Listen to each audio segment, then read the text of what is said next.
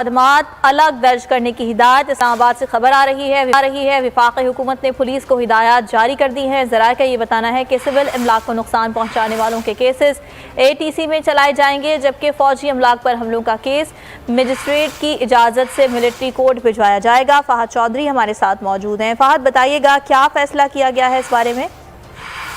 जी देखिए, गुज़िश्ता रोज वफाकी काबीना के इजलास में काबीना अरकान की जानिब से ये तजवीज़ सामने आई थी कि फौजी तनसीबात के जो मुकदमात हैं वो अलग दर्ज किए जाएं और सिविल और सरकारी जो तनसीबात हैं उनके अलग दर्ज किए जाएं। इसी बिना पर वफाकी हुकूमत ने ये फैसला किया है कि अलग अलग मुकदमात दर्ज किए जाएंगे। सिविल और सरकारी इमलाक पर हमलों के केसेस इंसदाद दहशत गर्दी की अदालतों में चलेंगे। ज़राए के मुताबिक फौजी और दिफाई इमलाक पर हमलों और जलाओ गिराव के केसेस की अलग से FIR दर्ज करने की हिदायत की गई है और ऐसे केसेस का जायजा लेकर इन्हें फौजी अदालतों में मजिस्ट्रेट की इजाजत से भिजवाया जाएगा। एक तजवीज़ ये भी सामने आई है कि नई फौजी अदालतों के बजाय इंसदादी दहशत गर्दी की अदालतों में ही आर्मी एक्ट के तहत ट्रायल पर गौर किया जा रहा है, लेकिन हतमी फैसला ताहाल नहीं किया गया।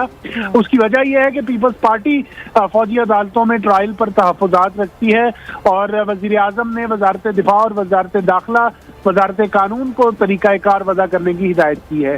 जी ठीक है, इस बारे में आगाह किया फहद, बहुत शुक्रिया। मियांवाली से अहम खबर है। थाना दाऊद खेल के इलाके में पुलिस मुकाबला, फायरिंग के तबादले में 2 डाकू